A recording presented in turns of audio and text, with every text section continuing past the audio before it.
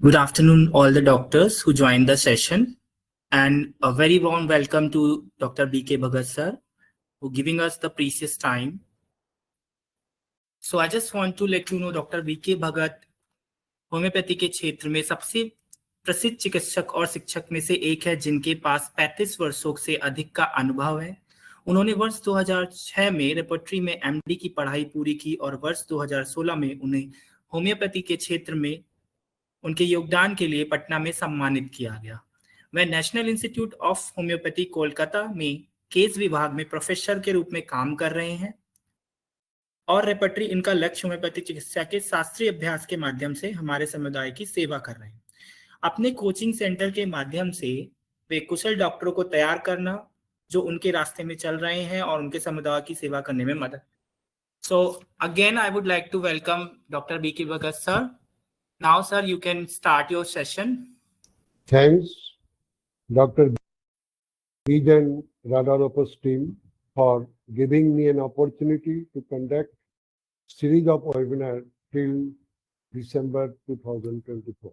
मैं doctor BK Bhagat, professor national institute of homoeopathy Kolkata, department of testing and repertory, director and mentor doctor Bhagat online homoeopathic coaching.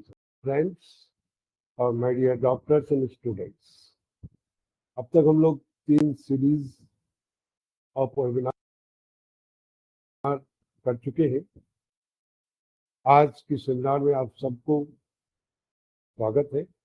इस seminar का जो लक्ष्य है वह है how to become a homeopathic physician, classical homeopathic doctors के रूप में अपने करियर को कैसे बिल्डअप कर सकते हैं, उसी का ये सीरीज ऑफ वेबिनार हम अब तक ले रहे हैं।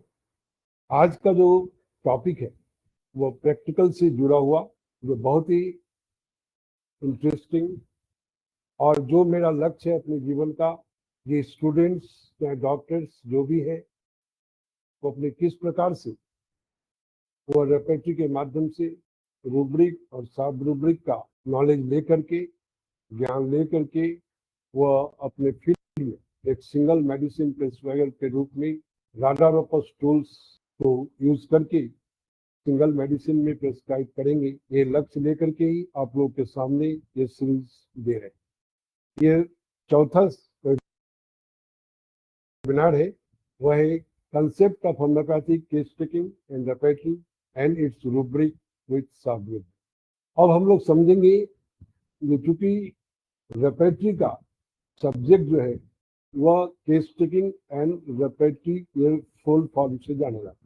तो कोई भी पेशेंट को देखने के पहले हमारे पैथी में रोगी का केस के बारे में पूर्ण रूप से जानना, उसकी सिम्टम्स को समझना और उसको रिकॉर्ड करना, नोट डाउन करना, ये सबसे पहला प्राथमिकता है। तो उसी के बारे में सबसे पहले हम लोग समझेंगे ये concept of homeopathic case taking का कंसेप्ट क्या है। Case taking is the most important element in A successful homeopathic prescription. It is the ability of prescriber to obtain a complete and accurate history of the sick patient, personal and family, together with all the symptoms present in the case. Case taking एक ऐसी important विधा है जिसके माध्यम से हम homeopathic prescription करने के लिए सक्सेसफुली ये जरूरत है। इस प्रिस्क्रिप्शन के लिए हमें पेशेंट का कंप्लीट एवं एक्यूरेट हिस्ट्री हमें चाहिए,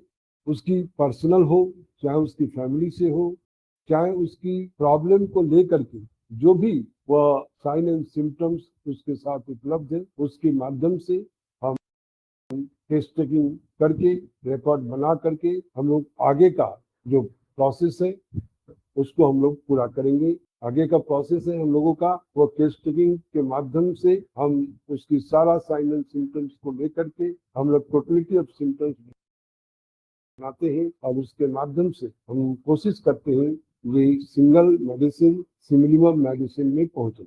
ये केस टेकिंग का जो पार्ट है एलिमेंट्स ऑफ के ऑर्गेनल ऑफ मेडिसिन, इसकी जो वर्णन हुआ है वो एफोरिज्म 83 से लेकर 100। Case taking is a unique art of getting into conversation, observation and collecting information from patient as well as from bystanders to define the patient as a person and the disease. इसके मतलब ये case taking एक ऐसे art है जो हमें वह आना चाहिए। जब तक वो आर्ट, जब तक वह कला हमारे अंदर डेवलप नहीं करेगा, तब तक हम कभी भी कोई भी पेशेंट को हम सिंगल मेडिसिन में पहुंचा नहीं सकते। इसके लिए जरूरत है उसके साथ वार्तालाप करना, ऑब्जर्वेशन करना और उसकी जो पेशेंट की जो इंफॉर्मेशन है उसको कलेक्ट करना और नोट डाउन करना और रिकॉर्ड, और साथ साथ जो उनके साथ जो बायस्टैंडर्स आते हैं उनसे भी वार्तालाप करके, उनसे भी समझ करके हम लोग उस पेशेंट को as a person, as a man हम लोग उसको जानने की कोशिश करते हैं और डिजीज को हम लोग समझने की कोशिश करते हैं। तभी जाकर के हम एक सक्सेसफुल प्रिस्क्राइबर बन सकते। Without case taking it is impossible to reach the simillimum medicine और सिंगल मेडिसिन। तो चलिए अब हम आप लोग को समझाने जा रहे हैं पर्पस ऑफ केस टेकिंग। हम केस टेकिंग का क्या पर्पस है और क्या क्या पर्पस के चलते हम केस टेकिंग हमें करना चाहिए, हर डॉक्टर्स को करना चाहिए। विदाउट केस टेकिंग ये कभी भी कतई ये संभव नहीं है कि आप एक सक्सेसफुल फिजिशियन होम्योपैथिक का सिंगल मेडिसिन प्रिस्क्राइबर बन सकते। और केस टेकिंग के जो और भी हमारा उद्देश्य है, जिस उद्देश्य को फुलफिल करने के लिए भी जरूरत है, सिर्फ ये नहीं है कि हम इस पेशेंट आया और उसको केस टेकिंग के रिकॉर्ड बनाया और उसकी मेडिसिन दे दिए, ये तो है ही, लेकिन इसके अलावा भी केस टेकिंग में और भी बहुत कुछ हम जान सकते हैं उसके माध्यम से। पहला, to get the knowledge of disease. जब हम केस टेकिंग करते हैं तो हम डिजीज का नॉलेज हम प्राप्त कर सकते हैं, ज्ञान हमको प्राप्त हो जाएगा। To perceive the true dynamic state of the patient, that is whether he is seriously ill और नॉट। हम यदि उसकी पेशेंट का जो dynamic state of the patient जो है, उसकी रोगी का जो अंदर का सही माने में जो वह एक्चुअली बीमार है या नहीं है, उसके बारे में भी समझने में हमको केस टेकिंग मदद करता है। जब तक हम ये डिसाइड नहीं करेंगे कि वो बीमार है या नहीं, बीमार है तो हमको आगे का स्टेप करना है, और बीमार नहीं है तो पर भी पेशेंट को हमको समझा देना है, बता देना है ये आपकी बीमारी नहीं है, इसकी ट्रीटमेंट की जरूरत नहीं है। जब तक केस टेकिंग नहीं करेंगे ये संभव नहीं है। तो ये भी हमारा पर्पस दूसरा ये सॉल्व करता है केस। तीसरा, to find out the totality of symptoms for the selection of a homeopathic remedy. Homeopathic as a remedy यदि हम कोई पेशेंट को प्रिस्क्राइब करना चाहते हैं तो उसके लिए टोटलिटी ऑफ सिम्टम्स चाहिए, और टोटलिटी ऑफ सिम्टम्स तभी हम प्राप्त कर सकते हैं जब हम प्रॉपर केस टेकिंग करेंगे। इसलिए प्रॉपर केस टेकिंग करने के लिए हमें ये पर्पस केस टेकिंग का सॉल्व होता है। तीसरा, चौथा, to find out the nature of the disease whether it is acute और क्रॉनिक, क्यूरेबल और इम्प्रूव। ये भी हमें समझने के लिए जरूरत है जो डिजीज जो लेकर के पेशेंट हमारे पास आया है, क्या वो डिजीज एक्यूट है या क्रॉनिक, नए बीमारी से पीड़ित है या पुराने बीमारी से, क्या क्यूरेबल है या इनक्यूरेबल, क्या हम उसको जड़ से ठीक करने वाला चीज है या जड़ से ठीक होने वाला चीज नहीं है। ये केस टेकिंग हमें बताता है। उसकी केस टेकिंग का प्रॉपर यदि हम केस टेकिंग हम कर चुके हैं तो ये संभव है ये एक्यूट और क्रॉनिक और क्यूरेबल और इनक्यूरेबल को डिफरेंशिएट करना। Fifth, to find out the causation of the disease. जब हम केस टेकिंग करेंगे तो हम कॉजेशन डिजीज का क्या है, कारण क्या है बीमारी का, उसका भी हम पता लगा सकते हैं। छठा, to find out the mode of development of the symptom. ये बीमारी जो लेकर के पेशेंट आया है वो बीमारी का सिम्टम्स क्रोनोलॉजिकल ऑर्डर में किस प्रकार से वो डेवलप हुआ है, इसके बारे में भी हम अच्छे से समझ। 7 नंबर, to analyse and evaluate the symptoms को हम प्रॉपरली एनालाइज कर पाएंगे और उसको टोटल एवलुएट कर। एनालाइज एंड एवल्यूशन सिम्टम्स की हमको समझना होगा कि किस प्रकार का सिम्टम्स, क्या वो मेंटल है कि फिजिकल है कि पर्टिकुलर है कि कैरेक्टरिस्टिक है कि कॉमन है कि अनकॉमन है, किस प्रकार का सिम्टम्स है, वो टेस्टिंग के बाद ही ये संभव है। इसलिए हम लोग उस हिसाब से इसको एनालाइज करते हैं और वो सिम्टम्स किस ग्रेड में आता है, क्या वो फर्स्ट ग्रेड का सिम्टम है कि सेकंड ग्रेड का है, थर्ड ग्रेड का, ग्रेड ऑफ सिम्टम इसलिए जरूरत है, ये हम लोग को पता है। जो पेशेंट को टोटलिटी बनाने के लिए ये ग्रेड समझना बहुत ज्यादा जरूरी है और ग्रेड को समझ करके यदि हम टोटलिटी बनाते हैं अकॉर्डिंग टू ग्रेडिंग, तो हमारा जो पर्पस है मिनिमम मेडिसिन में पहुंचना, सिंगल मेडिसिन में पहुंचना, ये सॉल्व हो पाता है। नेक्स्ट जो 8 number, to collect important symptom for repertorisation. अब हमको रेपेटाइजेशन करना है, तो रेपेटाइजेशन में जो रूब्रिक एंड सब रूब्रिक की नेक्स्ट स्टेप में आपको बताने जा रहे हैं आप लोगों को, ये सिम्टम्स जब कलेक्शन हो जाता है तो उसके बाद हमको सिम्टम्स को रेपेटाइजेशन जैसे टूल्स को आधार बनाना है, तो हमें हर हालत में वह सिम्टम्स को रूब्रिक में बदलना, पेशेंट लैंग्वेज को रूब्रिक में बदलना और उसको सब रूब्रिक बदलना, ये ज्यादा जरूरी है। और जब हम रूब्रिक और सब रूब्रिक सही रूप से बना पाते हैं तभी जाकर के हम रेपेटाइजेशन कर पाते हैं। इसलिए केस टेकिंग जरूरी है। जब तक केस टेकिंग नहीं होगा सिम्टम्स का इम्पोर्टेंस समझ में नहीं आएगा और उसके इम्पोर्टेंस के हिसाब से ही हम रूब्रिक और सब रूब्रिक बना पाए। To cure the curable and to palliate the incurable patient by selecting the medicine according to law of civil. बहुत इंटरेस्टिंग चीज है यहाँ पर समझने का, कि हम जो केस क्यूरेबल है उसको हम क्योर करने की काम कर पाए, जो केस इनक्यूरेबल है उसको हमको पैलिएट करना। क्यूरेबल मतलब जड़ से खत्म करना और पैलिएट का मतलब फॉर द टाइमिंग उसको रिलीफ दे। अब कोई पेशेंट इनक्यूरेबल है तो हम उसको क्योर करने के दिशा में ट्रीटमेंट प्लानिंग नहीं बनाए, हम क्या बनाएंगे, हमको बनाना है ये इनक्यूरेबल केस है और फॉर द टाइमिंग कम से कम पेशेंट को आराम मिल जाए, तो उसी हिसाब से मेडिसिन को सिलेक्शन करना है लॉ ऑफ सिमिलर्स के आधार पर, और उसके आधार पर हम चाहे वो क्योर करने की दिशा में प्रिस्क्रिप्शन करेंगे या हम लॉ ऑफ सिमिलर्स के माध्यम से हम पैलिएशन करने की दिशा में प्रिस्क्रिप्शन करेंगे। ये भी हमारा तभी संभव है जब हम प्रॉपर केस टेकिंग करेंगे। और ये बात निश्चित है, ये केस टेकिंग एक दिन का चीज है, ये रेगुलर वे की प्रैक्टिस कर कीजिए। जब तक हम पेशेंट देखेंगे नहीं, जब तक हम पेशेंट को सेशन के सामना नहीं कर पाएंगे, तब तक हम को कभी भी मेरा केस टेकिंग पूरा नहीं होगा, सीखना संभव नहीं है। हम तभी लर्न कर पाएंगे, तभी हम परफेक्ट केस टेकिंग कर पाएंगे जब हम इसके पीछे कम से कम हमारा जो अपना एक्सपीरियंस है, जो मिनिमम 100 पर क्रॉनिक केस टेकिंग, हम एक्यूट केस टेकिंग ये करना हम लोग प्रैक्टिकली करें तो धीरे धीरे ये हमारा आर्ट डेवलप करेगा।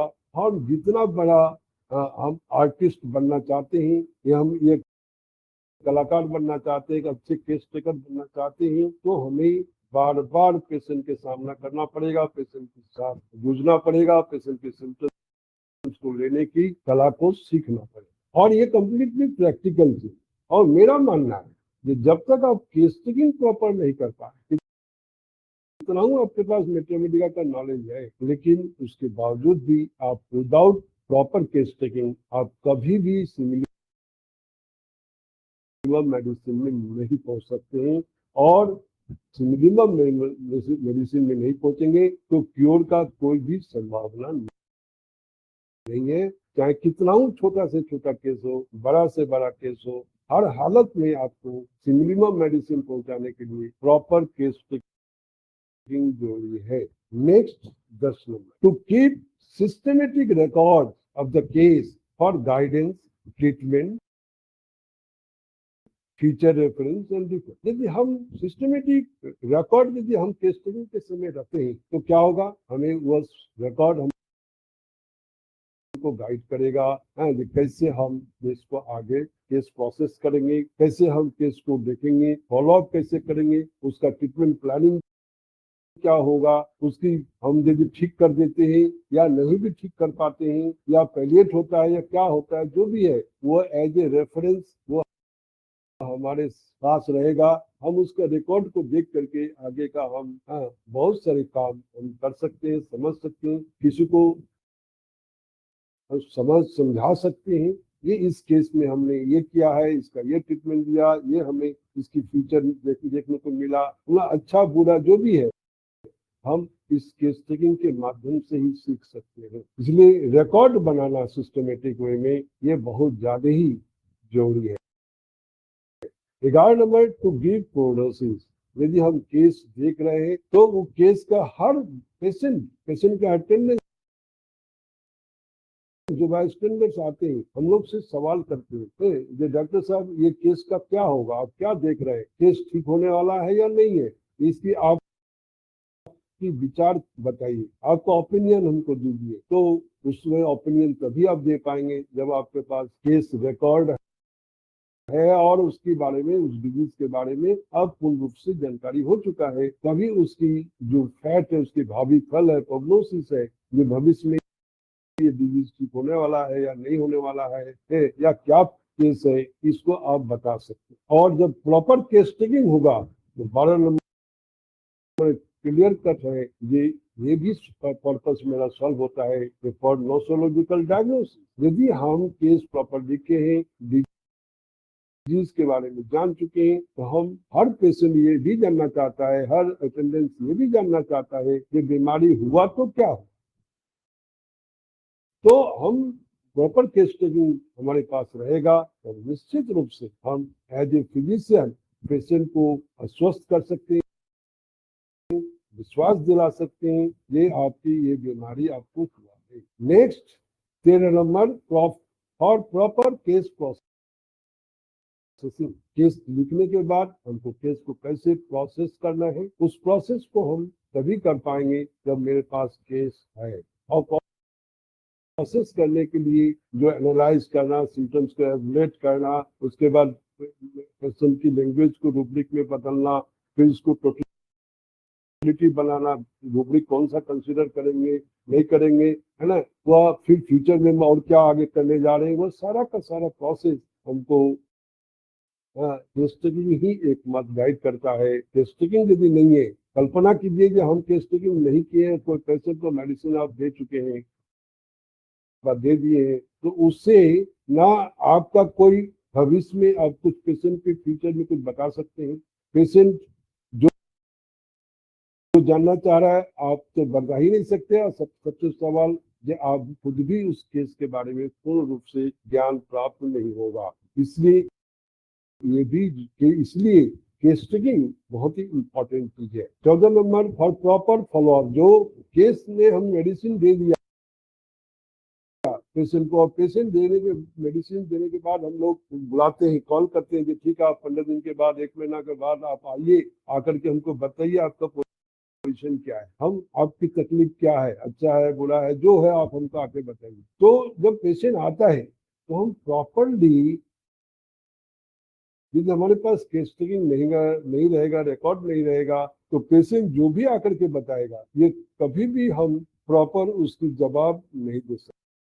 यदि हम केस टेकिंग नहीं कर, केस टेकिंग यदि है तो हम एक एक करके केस टेकिंग के हिसाब से उससे सवाल करेंगे, उसको समझने की कोशिश करेंगे ये हमारा दवा जो है वो जो दिए है वो सही काम कर रहा है कि नहीं। तो वो सही काम करने रहा है कि नहीं, फॉलोअप में उसमें होम्योपैथिक एग्जामिनेशन हुआ है कि डिजीज एग्जामिनेशन हो गया है कि क्या हुआ है ना, इसको समझना हमको बहुत ज्यादा जरूरी है ना। यदि क्योर है तो क्योर का जो लॉ है हेरिंग साहब का, वह हेरिंग्स लॉ ऑफ क्योर, इसको इसके और पेशेंट को जा रहा है कि नहीं। ऑब्जर्वेशन के माध्यम से फॉलोअप में हम ये भी 12th ऑब्जर्वेशन को भी हम लोग वहां पर देखेंगे, समझेंगे जिस कौन सा केस ये ठीक होने वाला है, कौन सा केस नहीं ठीक होने वाला है, कौन से केस को किस ढंग से हमको लेके जाना है। वो फॉलोअप तभी आप कर पाएंगे जब आपके पास केस टेकिंग किया हुआ रहे, प्रॉपर रिकॉर्ड आपके पास रहे तभी यह संभव है, नहीं तो संभव नहीं है। कोई भी ऐसे डॉक्टर नहीं है ये जो पेशेंट देख रहे हैं और 5, 10, 20, 30, 50 महीने में देख रहे हैं और बिना केस टेकिंग का, बिना रिकॉर्ड का कोई भी पेशेंट फॉलोअप में आ जाएगा और आप उसको पूरा मेमोराइज करके रखे हैं। हर एक पेशेंट को आप आसानी से उसको बता देंगे, आसानी से उसके बारे में समझ जाएंगे, उसको एडवाइस कर देंगे। ये संभव केस टेकिंग है, डिजीज को आप जानते हैं, सिम्टम्स को आप समझ गए हैं, तो आप उस हिसाब से प्रॉपर आप एडवाइस भी कर सकते हैं, मैनेजमेंट दे सकते हैं। जब केस की आप डायग्नोसिस कर देंगे तो अपन मैनेजमेंट भी आपको सही हो जाएगा। मैनेजमेंट खान पान क्या देना है, नहीं देना है, क्या अवॉइड करना, हर पेशेंट ये सवाल करता है हम लोगों के पास, जी डॉक्टर साहब हम क्या खाएंगे, क्या नहीं खाएंगे, डाइट बताइए। डाइट कब बता पाएंगे? जब हम डायग्नोसिस करें, नोसोलॉजिकल डायग्नोसिस। कोई टाइफाइड है उसका अलग डायग्नोसिस, कोई मान लीजिए डायबिटिक पेशेंट आएगा उसका अलग अलग मैनेजमेंट है, अलग खान पान है। तो हम डिजीज को जब तक हम डायग्नोसिस नहीं कर रहे हैं, जब तक समझ नहीं पा रहे, तब तक हम प्रॉपरली, ये संभव ही नहीं है ये किसी को हम सही रूप से क्या खाना है क्या नहीं खाना है मैनेजमेंट हम नहीं दे पाएंगे। अंतिम जो बात यह है कि pure cases to help us making scientific paper. यदि हम प्योर केस हम पास हुआ है, वो रिकॉर्ड यदि हमारा है, टाइम टू टाइम इसको फॉलो अप किए, टाइम टू टाइम इन्वेस्टिगेशन कराए हैं, टाइम टू टाइम हमको फॉलो अप में सब कुछ देखे हैं, और वो यदि केस क्योर हुआ है तो वो बाद में उसको हम एज ए साइंटिफिक पेपर हम कहीं भी प्रोड्यूस कर सकते हैं, कहीं बता सकते हैं, दिखा सकते हैं, चाहे वेबिनार में, सेमिनार में, कहीं भी जा करके। कोई भी हमारे जो जूनियर हैं जो हमें समझना चाहते हैं, और भी अदर्स कोई भी डॉक्टर है, उनको आप पेपर्स दिखा सकते हैं। इस टाइप की केस हमने देखा है, ये इस टाइप से ट्रीटमेंट दिया और पेशेंट क्योर हुआ। उसका जो डॉक्यूमेंट, ये जो हम लोग डॉक्यूमेंट्री करते हैं, या प्रूफ आपके पास यदि है तो एक साइंटिफिक पेपर बन सकता है और यह पब्लिश हो सकता है। अब हम लोग समझेंगे ये एक्चुअली जो केस टेकिंग है, जो केस टेकिंग की पर्पस को हम लोग समझ गए हैं, हम ये भी समझ गए केस टेकिंग होता क्या है। लेकिन केस टेकिंग के अंदर जो सिम्टम्स हम लेते हैं, वो सिम्टम्स लेने का जो इंफॉर्मेशन है, वह इंफॉर्मेशन हमेशा हम लोग को ध्यान में रखना है।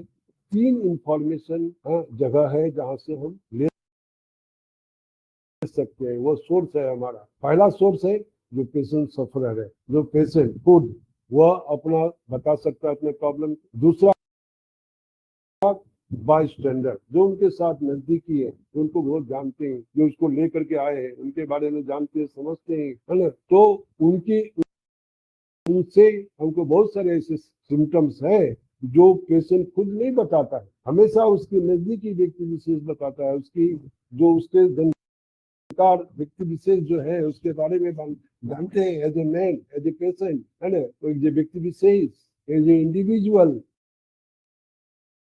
वह सही माने में वो सिम्टम्स को वेरीफाई करते हैं। हम लोग एज ए फिजिशियन, हम ऑब्जर्वेशन के रूप में भी, हम लोग as a observer, as a physician, हम पेशेंट की ऑब्जर्व करके भी बहुत सारे सिम्टम्स को हम कंफर्म कर सकते हैं। बहुत सारे, मेंटल से लेकर फिजिकल तक, कोई भी ऑब्जर्वेशन आप अपने क्लिनिक में बैठ करके जब केस टेकिंग आप कर रहे हैं, तो आप ऑब्जर्वेशन के माध्यम से आप देख सकते हैं कि पेशेंट के अंदर क्या सिम्टम्स हम ऑब्जर्व कर रहे हैं। जो ऑब्जर्व कर रहे हैं, मेरे प्रैक्टिस के एक्सपीरियंस ये कहता है, बहुत सारे ऐसे सिम्टम्स है जो फिजिशियन हम लोग खुद ऑब्जर्व करते हैं, और वो ऑब्जर्विंग सिम्टम बहुत ज्यादा सब्जेक्टिव सिम्टम से भारी पड़ जाता है। इसलिए जो हम देखते हैं, हम अपने आंखों से जो समझते हैं, वो ज्यादा इम्पोर्टेंट है। इसलिए क्रॉनिक केस में तो है ही, एक्यूट केस में और ज्यादा इम्पोर्टेंट हो जाता है आपका ऑब्जर्विंग सिम्टम्स। इसलिए ऑब्जर्विंग सिम्टम्स के माध्यम से भी बहुत सारे केस हम लोगों ने क्योर किया है, और आप लोगों के सामने भी ऐसा ही आएगा कि जो आप एज ए फिजिशियन, यदि आपके पास जो फिजिशियन का जो क्वालिफिकेशन जो बताया गया है हेनवेन साहब के द्वारा, जर्नल ऑफ मेडिसिन में, वो क्वालिफिकेशन हर फिजिशियन के अंदर होना चाहिए, और तभी जाकर के proper physician, proper doctors, proper observer आप बन सकते हैं और बन करके आप निश्चित रूप से उस ऑब्जर्विंग सिम्टम्स के माध्यम से सिमिलिमम मेडिसिन में आप पहुंचा सकते हैं। चलिए अब हम लोग ये देखेंगे, जब हम ये जो केस टेकिंग का जो वो पेशेंट हमारे क्लिनिक में आ गया, अब आने के समय ही से हमको क्या चीज देखें, कौन सा चीज देखेंगे, किस टाइप का स्टेज हम स्टेप लेंगे जिससे कि हमारा केस टेकिंग पूरा हो जाए। इसको हम लोग समझ लेते हैं कि कौन सा स्टेप हम लोग फॉलो करें। पहला स्टेप स्टेज ऑफ ऑब्जर्वेशन। अब जब भी पेशेंट आपके क्लिनिक में इन कर रहा है तो आप उस समय से आप उसको ध्यान दीजिए पेशेंट किस प्रकार से उसकी हर एक एक्टिविटी, हर उसकी मेंटल स्टेट, हर आप उसको ऑब्जर्व करिए, देखिए किस प्रकार का है। और वह ऑब्जर्वेशन बहुत इम्पोर्टेंट, क्या हुआ आप जो भी ऑब्जर्वेशन आपको निकल के आता है वह ऑब्जर्वेशन करके पेशेंट को समझना, यह पहला स्टेप है। दूसरा stage of listening to the complaint. जब आप पेशेंट आकर के बैठ गया तो उसके बाद आप उसकी कंप्लेंट के बारे में एकदम ध्यान पूर्वक उसको सुनना, लिसनिंग करना, समझना। जो भी पेशेंट जो भी बोल रहा है उसको आप पूरे अटेंशन के साथ, कंसंट्रेशन के साथ आप उसको समझिए, देखिए, जानिए और सुनने की कोशिश कीजिए। ये पेशेंट ऑब्जर्व भी करता है कि डॉक्टर हमारे बात सही रूप से सुन रहे हैं कि सही रूप से ध्यान दे रहे हैं कि नहीं। यदि आप सही रूप से पेशेंट के ऊपर ध्यान दे करके यदि कोई कंप्लेंट्स उसका सुन रहे हैं तो वह पेशेंट की यहाँ पर आधा बीमारी अपने आप समाप्त हो जाता है। आपके व्यवहार से, आपके ये से, ऑब्जर्वेशन से, आपकी सुनने की एटीट्यूड से ये समझ जाता है पेशेंट। इसलिए ये सेकेंड स्टेज जब जो है, ये स्टेप जो है ये बहुत इंपॉर्टेंट है फिजिशियंस के लिए और ये करना बहुत ही ज्यादा जरूरी है। हम कभी भी गलती से भी जब हम केस टेकिंग करेंगे तो ऐसे जगह में केस टेकिंग करेंगे जहां पर कोई दूर दूर तक दिखाई नहीं पड़े, एकदम पर्दे के भीतर स्टैंडर्ड के साथ बैठ करके ध्यान पूर्वक हम लोग उसको केस लिखने की कोशिश करेंगे और कोई भी उसमें नहीं आना चाहिए, किसी भी तरह का कोई डिस्टर्बेंस नहीं है। अब हम लोग तीसरा स्टेप को समझेंगे टेस्टिंग में, जो एज ए फिजिशियन हमें चाहिए, वो stage of interrogation and cross examination. अब जो भी कंप्लेंट हम एज ए फिजिशियन हम सुने हैं, जाने हैं, समझे हैं कंप्लेंट के बारे में, उसके बाद उसको हम लोग क्रॉस एग्जामिनेशन, उसके बारे में जो भी पेशेंट बोला है को पूरा क्लियरिफाई करने के लिए उससे हम दोबारा सवाल करके उसको पूरा क्लियर कट हम लोग समझने चाहेंगे। सही माने में जो पेशेंट को हम सुने हैं, जो हम जाने हैं, जो पेशेंट बताया है वह सही है कि नहीं। यदि वो सही है तो ये स्टेज मेरा तीसरा ये कंप्लीट हो जाएगा इंटरोगेशन और क्रॉस एग्जामिनेशन के माध्यम से। फोर्थ हो गया स्टेज ऑफ क्लिनिकल एग्जामिनेशन। उसके बाद एज ए फिजिशियन हमें क्या करना होगा, क्लिनिकल एग्जामिनेशन का प्रोसेस स्टार्ट करना। और क्लिनिकल एग्जामिनेशन में हम लोग जितने भी क्लिनिकल एग्जामिनेशन कल्पेशन से लेकर के हर स्टेप हम लोग करके देखेंगे। पेशेंट का बीपी लेना, आपको ये टेम्परेचर लेना, चाहे वो टंग देखना, जो भी इतने भी क्लिनिकल एग्जामिनेशन हो सकता है सिस्टम, सब कुछ हम लोग करके उसमें देख लेंगे। ये एज ए पेशेंट वो जो भी उसके साथ प्रॉब्लम है उससे रिलेटेड सारा का सारा एग्जामिनेशन हम लोग कर करके सेटिस्फाइड जब तक नहीं हो जाएंगे तब तक इसको हम लोग करते चलेंगे। एक के बाद एक, और वो तो हम लोग पहले ही शुरू में ही केस लिखने के समय ही पता चल जाता है कि किस टाइप का पेशेंट हम देख रहे हैं और वो पेशेंट जिस टाइप का है उससे रिलेटेड हम लोग को एग्जामिनेशन करना है। और वो यदि हम लोग कर लेते हैं फिजिकली एग्जामिनेशन, उसके बाद तब आएगा लेबोरेटरी इन्वेस्टिगेशन। तब हम लोग उस पेशेंट को केस के हिसाब से, उनके डिजीज के हिसाब से, डायग्नोसिस के हिसाब से, हमारे जो प्रोविजनल डायग्नोसिस जो होगा वो प्रोविजनल डायग्नोसिस के हिसाब से हम लोग क्या करते हैं लेबोरेटरी इन्वेस्टिगेशन लिखने के काम करते हैं। और तब लिखते हैं तो पता चलता है जी ये जांच जब हो करके हमारे पास आएगा तो हम लोग समझ जाएंगे ये जो भी हम ऑब्जर्वेशन किए हैं, जो भी हमने कंप्लेंट सुना है, जो भी हम लोग क्लिनिकल एग्जामिनेशन किए हैं, सारा चीज समझे हैं, क्रॉस एग्जामिनेशन इंटरोगेशन सब पूरा जब हो गया है तो इसके मतलब अंतिम जो आएगा लेबोरेटरी इन्वेस्टिगेशन के बाद वह है स्टेज ऑफ डायग्नोसिस। तब हम लोग फाइनल डायग्नोसिस, यहाँ डायग्नोसिस के मतलब फाइनल डायग्नोसिस, तब हम लोग फाइनल डायग्नोसिस में पहुंचते हैं। शुरू में जब हम लोग टेस्टिंग करते हैं, प्रोविजनल डायग्नोसिस करते हैं, लेकिन जैसे ही ये पांचों स्टेज पूरा कर लेते हैं तो छठा स्टेज में जाकर के हम लोग उसको डायग्नोसिस करते हैं। और डायग्नोसिस जब हो जाता है तभी हम पेशेंट का प्रॉपर मैनेजमेंट कर पाएंगे, प्रॉपर हम उसकी मेडिसिन प्रिस्क्राइब कर पाएंगे। ओके, अब हम लोग समझेंगे जैसे मेरा केस टेकिंग पूरा हो जाता है, हम फाइनल डायग्नोसिस तक पहुंच जाते हैं तो हमको जरूरत पड़ेगा उसी सिम्टम्स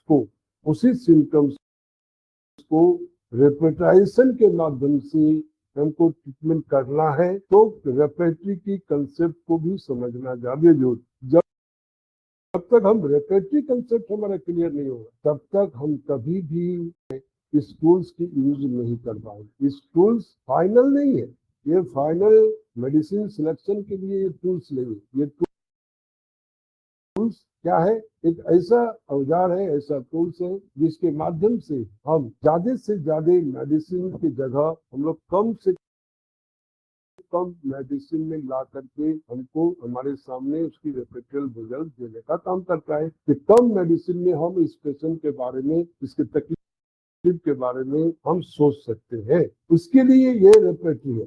फाइनल अथॉरिटी हमेशा हम लोगों को ध्यान में रखना है, फाइनल अथॉरिटी हमेशा मेटेमेडिका के जो सिम्टम्स है वही सिम्टम्स को रेपेटरी के अंदर क्या हुआ है वह as a rubric, sub rubric के रूप में दिया हुआ है। तो इसलिए हम लोग इस रेपेटरी को पहले समझ जाएं और तब जाकर के समझेंगे जो रेपेटरी के अंदर जो रूब्रिक है और सब रूब्रिक है, ये यदि हम लोग बनाना सीख जाए, समझ जाए और इसी रूब्रिक को हम लोग चाहे वो कैंट रेपेटरी हो सिंथेसिस रेपेटरी हो, जिसके माध्यम से हम इस रूब्रिक को अपने प्रैक्टिकल लाइफ में हम लोग रूब्रिक की टोटलिटी बनाने के बाद हम लोग रेपेटाइजेशन की काम करेंगे। और वो रेपेटाइजेशन किस प्रकार से हुआ, क्रमबद्ध रूप से सीरीज ऑफ वेबिनार में हम इस को हम रखे हुए हैं, जो आप लोग को निश्चित रूप से आप समझ जाएंगे ये प्रॉपरली हम लोग कैसे केस को हम लोग मेडिसिन में पहुंचाने का काम करते हैं with the help of repertory, with the help of radar of software, जो हम अपने प्रैक्टिस लाइफ में करते आ रहे हैं। वो चीजें आप लोग को आगे बताएंगे। तो चलिए हम लोग पहले समझ लेते हैं रेपेटरी क्या। रेपेटरी दो वहां पर वर्ड है ना, वह repertory re means again and parade means invent or listed item. इसके मतलब एज ए होल जो सिम्टम्स, वह सिम्टम्स को पुनः हम लोग एक सूचीबद्ध रूप में किस प्रकार से एक इंडेक्स के रूप में हम लोग एक बुक फॉर्म में एक रखेंगे, उसकी एक नियमबद्ध जो अकॉर्डिंग टू डिक्शनरी वाइज है ना, सूचीबद्ध रूप से किस प्रकार से इसको हम यूज करेंगे, वही हमारा रेपेटरी, जिसका जो डेफिनेशन है उसको हम लोग समझेंगे तो पूरा क्लियर समझ में आ जाएगा। Actually, repertory is the index of symptoms of homeopathic materia medica with their gradations arranged systematically. Definition ये कहता है ये जो होम्योपैथिक मेटेरिया मेडिका के जो सिम्टम्स है वह सिम्टम्स को एक इंडेक्स के रूप में बनाया हुआ है। वह इंडेक्स वह इस प्रकार का होता है जी उसके अंदर सिस्टमेटिकली वह ग्रेडेशन के रूप में वह मौजूद हो, तभी जाकर के हम पेशेंट को रेपेटाइजेशन की टूल्स को हम यूज कर पाएंगे। तो Repertory is an index of symptoms of homeopathic mathematica with their gradation arranged systematically arranged किया हुआ है उसकी ग्रेडेशन के माध्यम से। ग्रेडेशन के मतलब जो सिम्टम्स को लेकर के मैथमेटिका के सिम्टम्स को लेकर के हम लोग सूचीबद्ध किए हुए हैं, इंडेक्स बनाए हुए हैं। वह इंडेक्स में जो भी सिम्टम्स की अगेंस्ट में मेडिसिन पड़ा हुआ है, वह मेडिसिन किस ग्रेड में जब मैथमेटिका जब बना है, प्रूविंग होकर के सिम्टम्स को रिकॉर्ड किया गया है, वही मैथमेटिका है बुक फॉर्म में। और उसी सिम्टम्स को रिकॉर्ड करने के टाइम में देखा गया ये कुछ ऐसे सिम्टम्स है जो बहुत ज्यादा ही पेशेंट के अंदर देखा गया, किसी के अंदर कम देखा गया, किसी के अंदर बहुत ही कम देखा गया। तो उसी हिसाब से उसको सिस्टम उसी हिसाब से उसकी सिम्टम्स की ग्रेड बना दिया गया, first grade, second grade, third grade, है ना। और ये third grade, first grade, second grade, इस ग्रेड को जब हम जान जाएंगे तो जो केस हम देख रहे हैं उसकी प्रॉपरली अरेंज कर पाएंगे, नहीं तो नहीं। इसलिए हम लोग इस टूल्स को यदि समझ जाए तो निश्चित रूप से हम आगे अपने हर एक केस में सिमिलिमा मेडिसिन में पहुंचाने का यह हम काम कर सकते।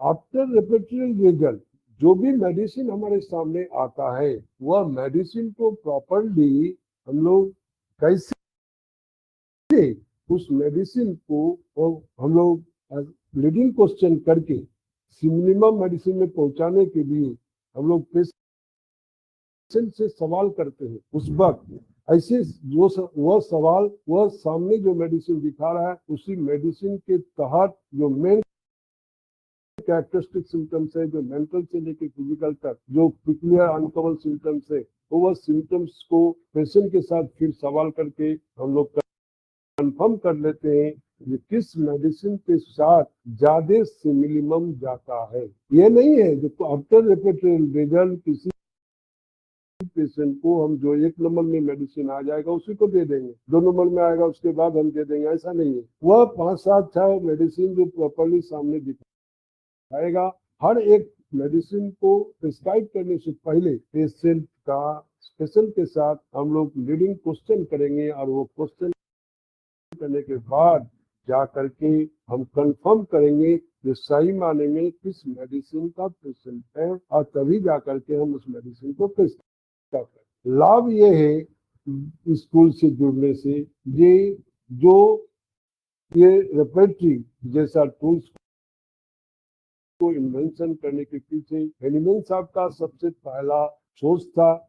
ये इस टाइप की इंडेक्स ऑफ सिम्टम्स बनाना जरूरी है। ह्यूज मेडिसिन प्रूविंग हो रहा था उनके द्वारा, और हर एक सिम्टम ये कभी भी संभव नहीं है कि हम सिम्टम्स को एज ए मैन हम उसको मेमोराइज कर लें, याद रखें। हम टाइम पर समय पर पेशेंट हमारे सामने है और उसको रिकॉल कर ले उस सिम्टम्स को, और रिकॉल करके आराम से हम उसको उसी वक्त प्रिस्क्राइब कर दें, ये संभव नहीं है। खुद हेनिमैन साहब ने इस प्रॉब्लम को फेस किए थे, इसलिए ये हेनिमैन साहब का यह पहला सोच हुआ था। ये एक तरह का इंडेक्स बनाना जरूरी है, जो कैरेक्टरिस्टिक सिम्टम्स है, जो मेन सिम्टम्स है, जिसके माध्यम से हम पेशेंट को देख सकते हैं, हम सिमिलिमा मेडिसिन में पहुंचा सकते हैं, उसी सिम्टम्स की इंडेक्स। इसलिए यहाँ पर है ये Hahnemann was the first person to complete a repertory of the leading symptoms by name. पहली बार Fragmenta de viribus medicamentorum positivis which was printed in Latin in 1805। 1805 में उन्होंने पहली बार लीडिंग सिम्टम्स के माध्यम से हेनिमैन साहब ने खुद ये 27 मेडिसिन के ऊपर उन्होंने एक टूल्स बनाए थे, जिसका नाम है फ्रैगमेंटा de viribus मेडिकामेंटोरम। 1805 consisting of symptoms observed in the first part and the index of repertory in the second and include 27. 27 remedy के साथ इन्होंने इस टाइप के बना करके रखे थे, जिसके माध्यम से हम लोग लीडिंग सिम्टम्स को अकॉर्डिंग टू डिक्शनरी वाइज सूचीबद्ध किया गया था। जैसे हम लोग डिक्शनरी में जा करके हम कोई भी वर्ड की मीनिंग को जानना चाहते हैं तो वर्ड को हम लोग अकॉर्डिंग टू डिक्शनरी अनुसार हम लोग क्या करते हैं, वह वर्ड को हम लोग ढूंढते हैं और उसके बगल में जो उसका मीनिंग है उसको देख लेते हैं, समझ जाते हैं। ठीक उसी प्रकार से हमारे जो सिम्टम्स की जो इंडेक्स बन जाता है तो वह निश्चित रूप से हमें यह मदद करेगा कि कोई भी पेशेंट हमारे सामने है तो उसके सिम्टम्स की जो लीडिंग सिम्टम्स है, जो मेन सिम्टम्स है, जो पेशेंट को सिलेक्शन करने में आधार बनाता है, उसकी इंडेक्स यदि मिल जाता है तो आसानी से वो इंडेक्स को ढूंढ करके हम मेडिसिन को समझ सकते हैं। Hahnemann himself was written a repertory in 4 volumes during 1870 of about pages 4239। Hahnemann अपने खुद ही वो रेपर्टरी 4 वॉल्यूम में 1817 में उन्होंने ये किए थे, लिखे थे और वह कम से कम 4239 पेज में था। लेकिन हुआ क्या, ये वक्त उस खुद वो उससे सेटिस्फाइड नहीं हुए, जिसके नतीजा उनके उस समय का जो भी उनके डिसाइपल थे वो सबको वो बोलते थे आप इस प्रकार के इंडेक्स बनाइए और वह बनाने के लिए अपना एडवाइस देते थे जो इस प्रकार होना चाहिए। और क्रमबद्ध में करते करते एक समय आया जो हमारा आज के डेट में जो फादर ऑफ हैनीमैन रेपर्टरी जो है, वह फादर ऑफ रेपर्टरी वह है डॉक्टर बोनिंग हसन। और डॉक्टर बोनिंग हसन साहब ने अंतिम में उन्होंने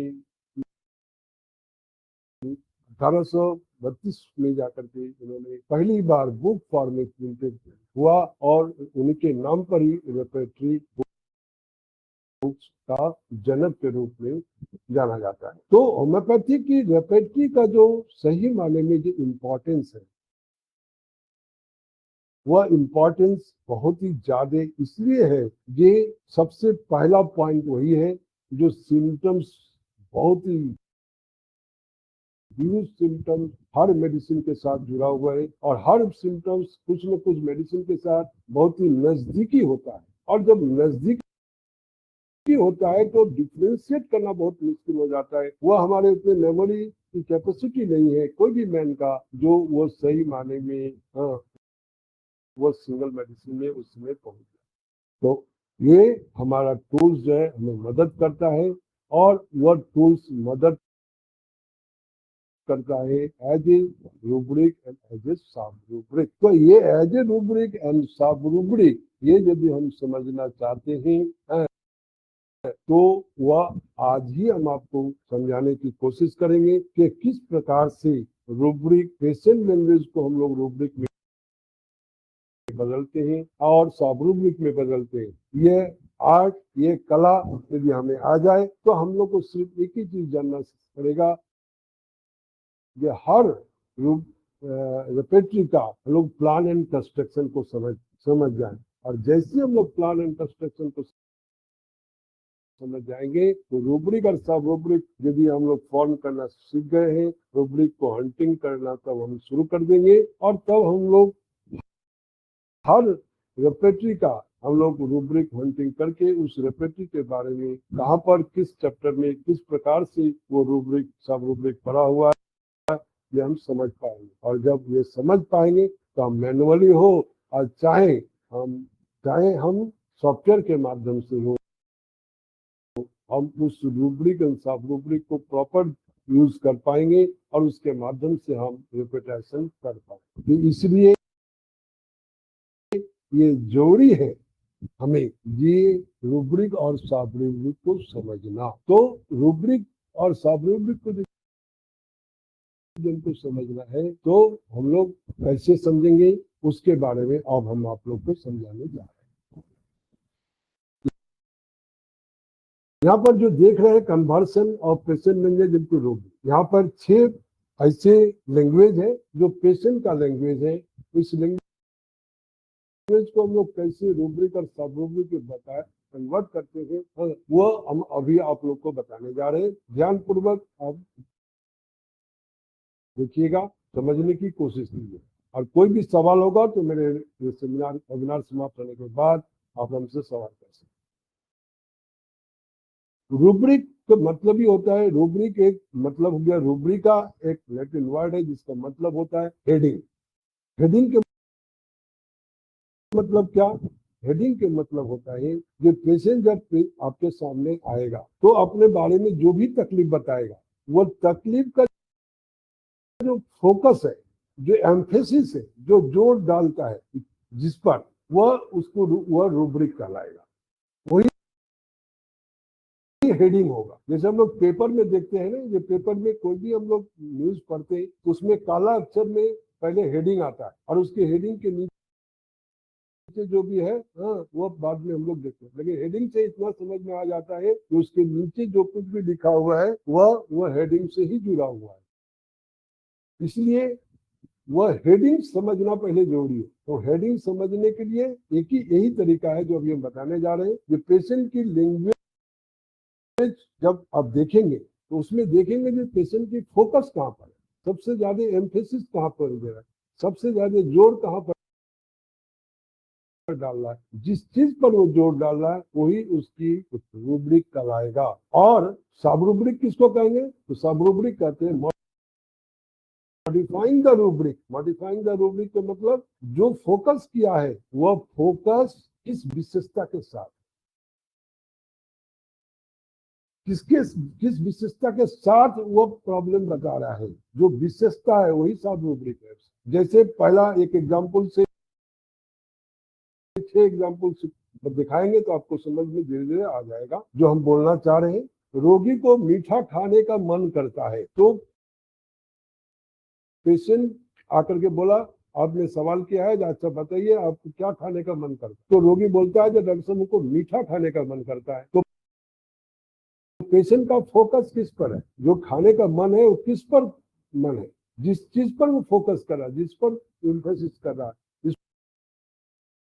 पर वो जोर डाल रहा है वही उसकी रूब्रिक। तो जोर डाल रहा है किस पर? मीठा खाने का मन करता है, मीठा। तो मीठा जो है ये इंग्लिश इसके टर्म है स्वीट्स। तो ये मीठा, ये स्वीट जो है ये इसकी रूब्रिक होगी। और इसकी विशेषता क्या है?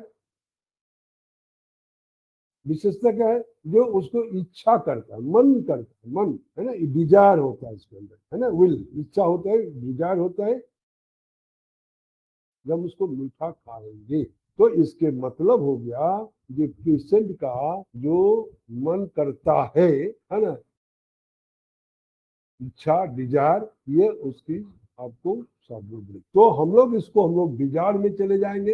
यदि हम लोग अभी प्लान एंड चूंकि नहीं बता रहे, सिर्फ रूब्रिक और सब रूब्रिक के अंतर दिखा रहे हैं। तो मीठा हो गया आपको रूब्रिक। उसी ढंग से आप चले जाइए 2 नंबर, सर्दी जुकाम लगने पर सर दर्द होता। पेशेंट का कहना है कि डॉक्टर साहब को जब भी सर्दी जुकाम लगता है हमको सर दर्द हो जाता। तो पेशेंट फोकस कहाँ पर कर रहा है, किस लिए आपके पास आया है? तो उसको सर दर्द होता है इसलिए आपके पास आया है। किस लिए होता है, इसकी विशेषता क्या है? सर दर्द होने का, सर दर्द होने का विशेषता है सर्दी जुकाम लगने पर। तो सर्दी जुकाम के चलते उसको सर दर्द होता है। तो सर दर्द लेकर के आया, फोकस उसका सर दर्द है, एम्फेसिस उसका सर दर्द है, इसलिए सर दर्द जो है यह उसका रूब्रिक है। और इसकी जो सब रूब्रिक हो गया वह है सर्दी जुकाम।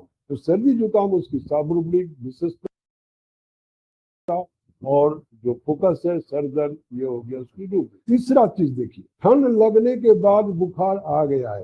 पेशेंट बोलता है डॉक्टर को ठंड लगा, उसके बाद हमको बुखार आ गया। तो ठंड लगने के बाद बुखार आया है, तो पेशेंट का फोकस कहाँ पर है? बुखार पर। बुखार आ गया इसलिए आपके सामने आया, आपके पास इसलिए आया कि उसको बुखार आ गया।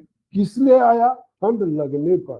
तो ठंड लगने पर बुखार आया है, इसलिए बुखार जो है वह उसकी फोकस है, इसलिए रूब्रिक कहलाएगा। ठंड लगने के बाद तो वह कोल्ड से रिलेटेड है, तो वो कोल्ड टेकिंग आफ्टर, ये जो है कोल्ड आफ्टर टेकिंग, ये जो है इसकी सब रूब्रिक कहलाएगा। बच्चा को, चौथा नंबर, बच्चा को गैस बनकर पेट फुला देता है। इसका मतलब ये पेट फुलाना इसकी विशेष रूप से प्रॉब्लम है, फूलना इसका प्रॉब्लम है। तो पेट फूलना यह प्रॉब्लम है, इसलिए पेशेंट का अटेंडेंस लेकर आया है अपने बच्चे को, डॉक्टर साहब मेरे बच्चे को पेट फूल जाता है। तो पेट फूलना ये रूब्रिक होगा, है ना। और उसका जो बच्चा का गैस बनना है इसलिए पेट फूला है, तो गैस बनना ये सब रूब्रिक। ठीक फिफ्थ नंबर में सिर्फ वही चीज है, लेटने पर खांसी बढ़ जाता है। तो पेशेंट आपके पास इसलिए आया, खांसी हुआ है इसलिए आया है, इसलिए खांसी जो है इसका फोकस है, इसलिए खांसी इसका रूब्रिक बन जाएगा। और विशेषता हुआ कब, खांसी किस कंडीशन में हो रहा है, लेटने पर हो रहा है, तो लाइंग डाउन लेटना है, ये जो है इसकी सब रूब्रिक। ठीक उसी प्रकार से छठा नंबर में हम लोग देखेंगे, गुस्सा के बाद से नींद नहीं आता है, इसलिए नींद नहीं आता है इसलिए पेशेंट आया है, इसलिए नींद नहीं आना, स्लीपलेसनेस, ये इसकी प्रॉब्लम है, इसलिए नींद नहीं आना ये रूब्रिक कहलाएगा। और गुस्सा के बाद से विशेषता इसकी हो गया, गुस्सा के बाद आफ्टर एंगर, तो आफ्टर एंगर जो है ये एंगर आफ्टर, ये जो है आपका सावधानी। तो इसी ढंग से हम लोग हर पेशेंट की लैंग्वेज को हम लोग समझेंगे और वो लैंग्वेज में ये समझने की कोशिश करेंगे कि पेशेंट की फोकस कहाँ पर है ना। जो फोकस है वही हेडिंग बन जाएगा, और वही हेडिंग रूब्रिक कहलाएगा। और उस हेडिंग का, इसी रूब्रिक का, इसी हेडिंग का विशेषता क्या है, वही उसकी सब रूब्रिक। और ये यदि हम सीख गए तो हम हर रेपेटिव, चाहे कैंट हो, सिंथेसिस हो, नवीन मार्के हो, किसी का रेपेटिव हम ले, जो जिसके अंदर रूब्रिक फॉर्म में बना हुआ है, सब रूब्रिक फॉर्म में बना हुआ है, उस रेपेटिव का सिर्फ हमको प्लान एंड कंस्ट्रक्शन को समझना है। और प्लान एंड कंस्ट्रक्शन जब हम समझ जाएंगे तो जाकर के हम लोग रूब्रिक हम लोग हंटिंग कर पाएंगे, जो कौन रूब्रिक कहाँ पर किस प्रकार से पड़ा हुआ है। और रूब्रिक हंटिंग जो हम जान जाते हैं, सीख जाते हैं, तो हम आराम से पेशेंट की लैंग्वेज को इस प्रकार से बदल करके हम टोटलिटी बनाएंगे और बना करके रिपीटेशन करेंगे और रिपीटेड रिजल्ट हमारे सामने आएगा। और रिपीटेड रिजल्ट को हम रीडिंग क्वेश्चन करने के बाद हम लोग मेडिसिन क्या होगा, मिनिमम मेडिसिन, उस मिनिमम मेडिसिन में पहुंचने का काम करें। इसलिए रेपिटेशन जो है ये मिनिमम मेडिसिन में पहुंचाने का काम करता है। ये फाइनल अथॉरिटी नहीं है, फाइनल अथॉरिटी हमारा मैथमेटिका है। मैथमेटिका के साथ हमको और भी सिम्टम्स को मिला करके उस पेशेंट को समझने की कोशिश करेंगे कि किस मेडिसिन का वो पेशेंट है। और ये यदि हम समझ जाएंगे तो निश्चित रूप से मिनिमम मेडिसिन में हम पहुंच। दोस्तों, नेक्स्ट जो आप लोगों का जो सेमिनार हम देने जा रहे हैं वह है 16/10/2024, इसी टाइम 3 से 4 बजे। Concept of case taking and its importance in practice of homeopathy के डिटेल और भी कुछ हम केस टेकिंग के बारे में बताएंगे, जो आपको प्रैक्टिकली महसूस हो जाएगा कि किस प्रकार से हमको केस टेकिंग करना चाहिए, इसकी इम्पोर्टेंस क्या है होम्योपैथिक में, किस प्रकार से है और कैसे इसको हम लोग केस टेकिंग करके अपने जो मकसद है, जो हम लोग का पेशेंट को क्योर करना, ठीक करना, इसमें हम सफल हो पाएंगे। तो आज दोस्तों यहीं पर हम अपना वेबिनार समाप्त करेंगे। आप लोग धैर्य पूर्वक आप हमारे वेबिनार को सुने हैं, इसके लिए बहुत बहुत धन्यवाद। Thank you so much, sir, for giving your time and sharing your review or experience.